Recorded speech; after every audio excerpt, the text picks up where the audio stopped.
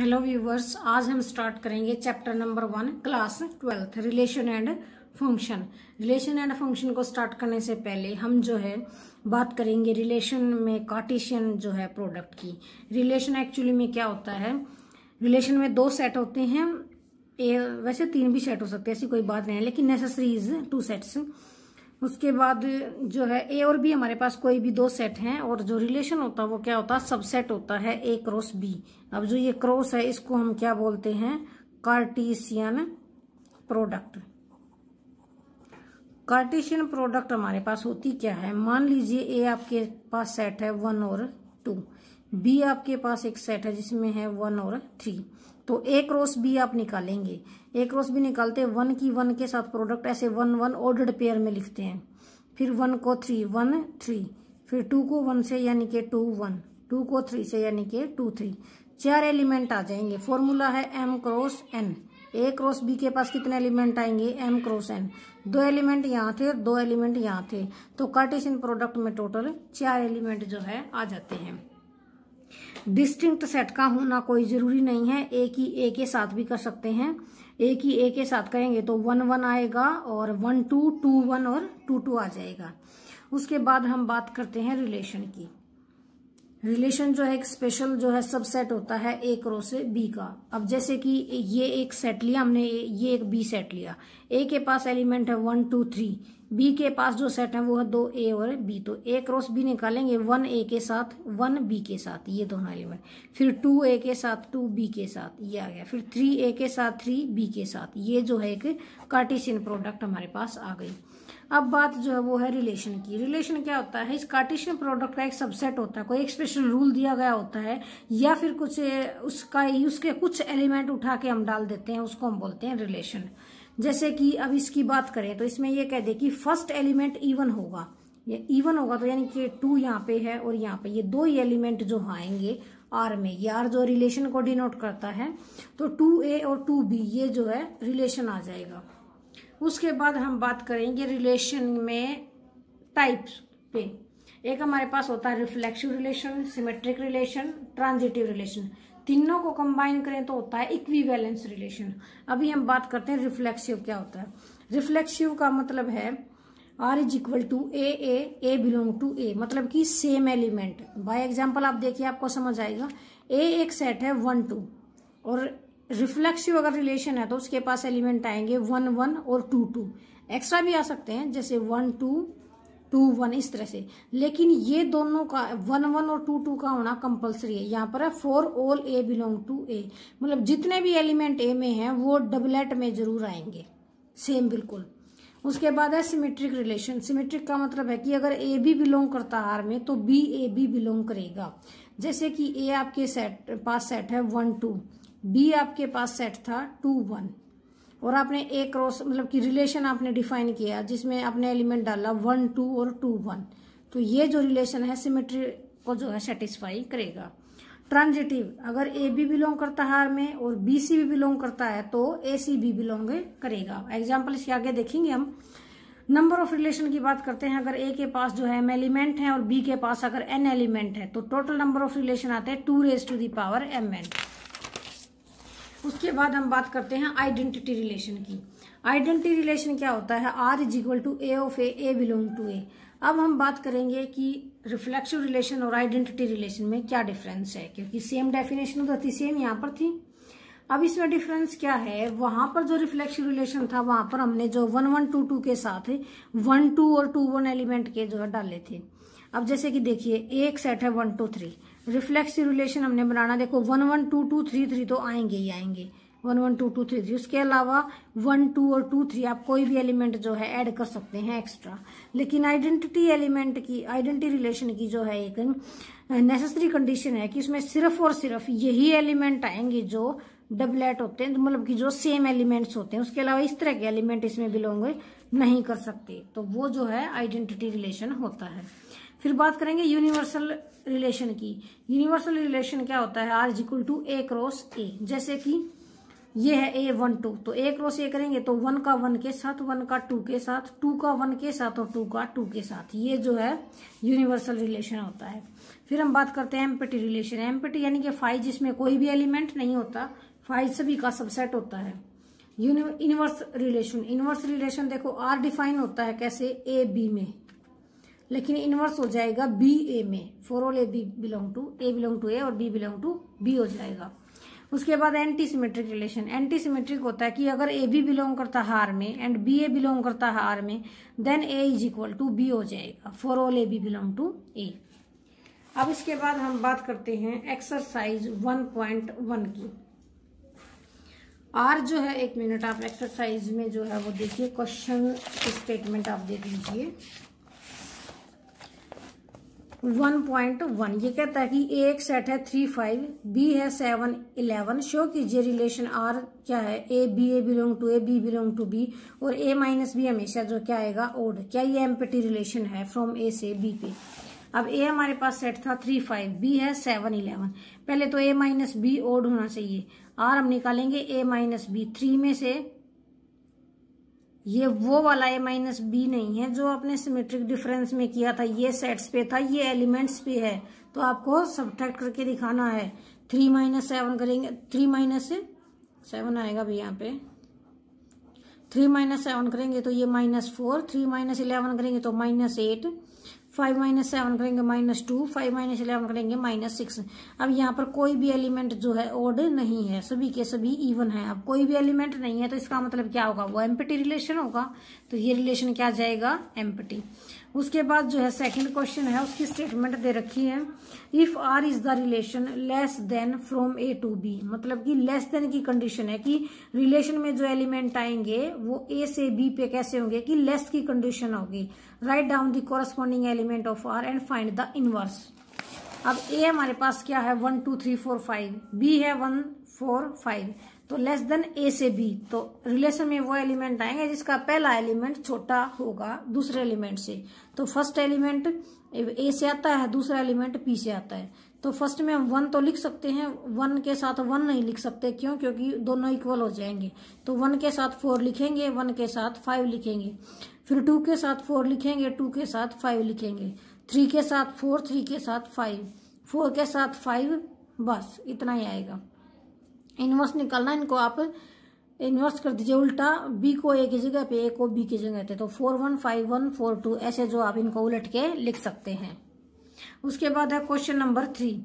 Question number 3 में जो है क्या कहता है कि ए जो है हमारे पास एक सेट है, ए इज इक्वल टू 1 2 3 4, और आप शो कीजिए कि आर जो दे रखा है तो 1 1 1 2 2 2 2 3 3 3 4 4 is reflexive but not symmetric not transitive.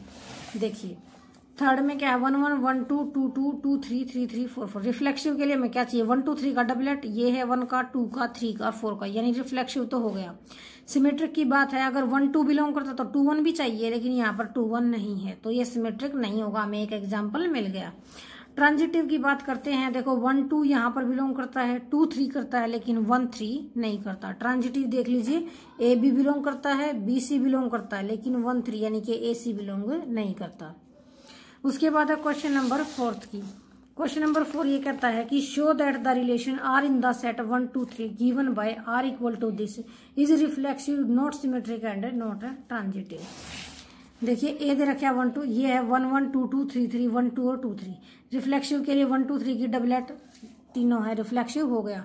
Symmetric के लिए 1 2 है लेकिन 2 1 नहीं है, तो सिमेट्रिक नहीं होगा।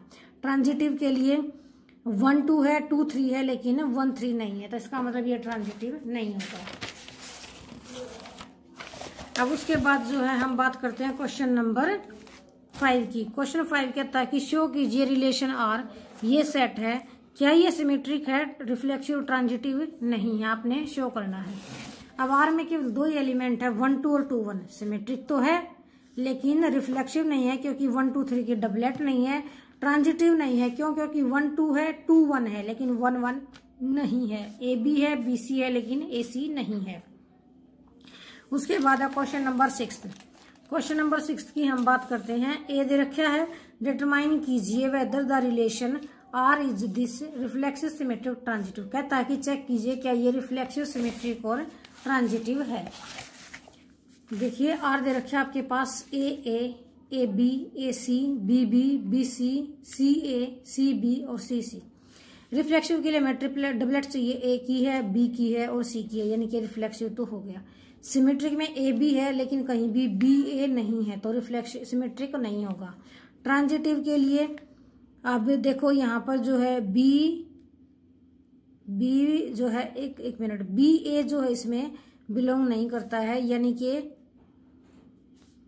बी ए हम देखेंगे ए बी बिलोंग करता है, बी सी भी बिलोंग करता है, लेकिन ए सी बिलोंग ना करे। अब यहाँ पर सी की वैल्यू तो हमारी है ए और ए की वैल्यू क्या है बी, ये है। बी ए बिलोंग नहीं करता है। एक मिनट रुकिए, ये आप इसमें से चेक कर सकते हैं।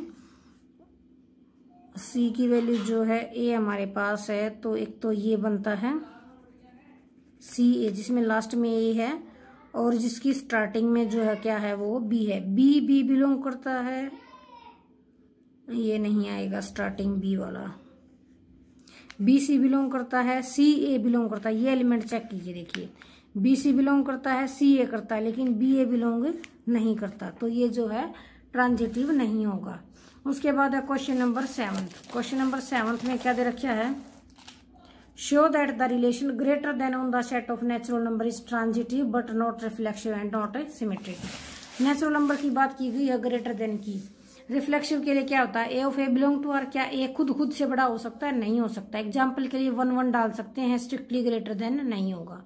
सिमेट्रिक की बात करते हैं, बी बिलोंग करता है आर में, बी ए बिलोंग करेगा, सिमेट्रिक के लिए यही होगा। अब ए अगर हम बड़ा ले लेते हैं बी से, मान लीजिए 2 1 से बड़ा है, लेकिन क्या 1 2 से बड़ा है, नहीं है, तो इसका मतलब ये सिमेट्रिक नहीं होगा। ट्रांजिटिव हो जाएगा, ए बी से बड़ा है, बी सी से बड़ा है, तो ए ऑटोमेटिक सी से बड़ा हो जाएगा। मान लीजिए 2 बड़ा है 1 से, उसके बाद जो है 1 बड़ा है 0 से, तो यानी कि 2 जो है बड़ा हो जाएगा 0 से, तो ये ट्रांजिटिव होल्ड हो जाएगी। इसी की सेकंड कंडीशन में ग्रेटर देन की बजाय लेस देन इक्वल टू। अब इक्वल टू से देखिए क्या चेंज आएगा, सिर्फ लेस होता तो अलग बात थी, अब इक्वल टू। ए से less than equal to, equality hold हो सकती है, यानी कि रिफ्लेक्सिव हो सकता है, लेकिन सिमेट्रिक नहीं होगा। कैसे, 1 अगर 2 से छोटा है तो क्या 2 1 से छोटा हो जाएगा, नहीं होगा, तो सिमेट्रिक नहीं होगी।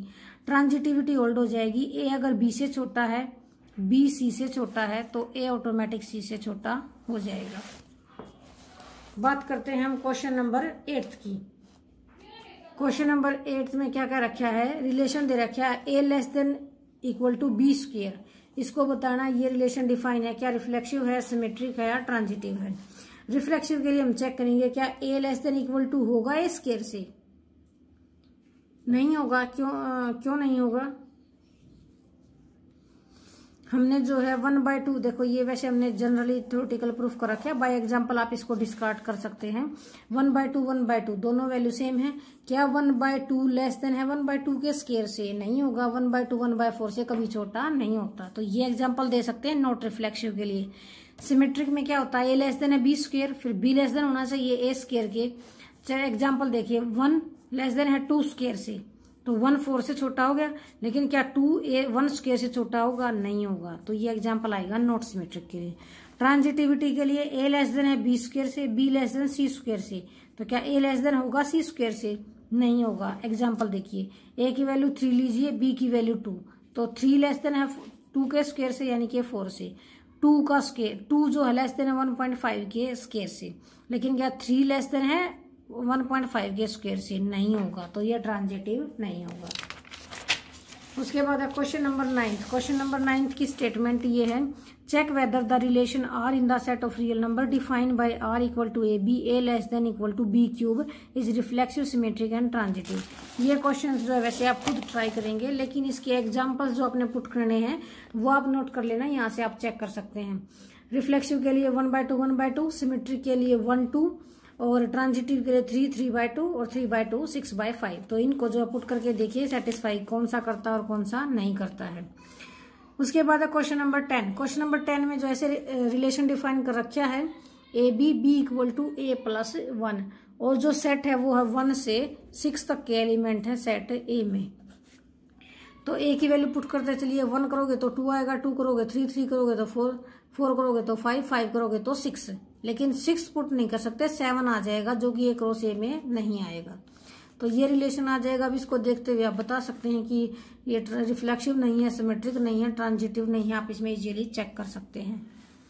उसके बाद 11th कहता है कि let L be the set of all lines in a plane and R be the relation in L defined by R equal to L1 L2। अब वो L1 L2 के ऑर्डर पेयर हैं कि L1 परपेंडिकुलर है L2 पे। अब देखिए इसके बारे में बताना क्या ये रिफ्लेक्सिव, सिमेट्रिक और ट्रांजिटिव होगा। देखिए खुद के ऊपर कभी भी परपेंडिकुलर नहीं हो सकता, तो रिफ्लेक्सिव तो नहीं होगा। सिमेट्रिक हो जाएगा L1 L2 पे परपेंडिकुलर है, तो जो L2 है वो भी L1 पे परपेंडिकुलर होगा। अब ट्रांजिटिव की बात करते हैं। L1 जो है वो इस, ये फिगर देखिए, अब ये L1 जो है ये इस L2 पे परपेंडिकुलर है, ठीक है। फिर जो ये L2 है ये इस L3 पे परपेंडिकुलर होगा। क्या L1 और L3 परपेंडिकुलर हैं? नहीं है। तो इसका मतलब ये जो है ट्रांजिटिव नहीं होगा, सिर्फ और सिर्फ सिमेट्रिक होगा, रिफ्लेक्सिव भी नहीं होगा। Thanks for watching this video. Please like, share and subscribe my channel Reno mathematics. कल हम स्टार्ट करेंगे एक्सरसाइज 1.2 इक्विवेलेंस रिलेशन के बारे में हम बात करेंगे। Thank you very much.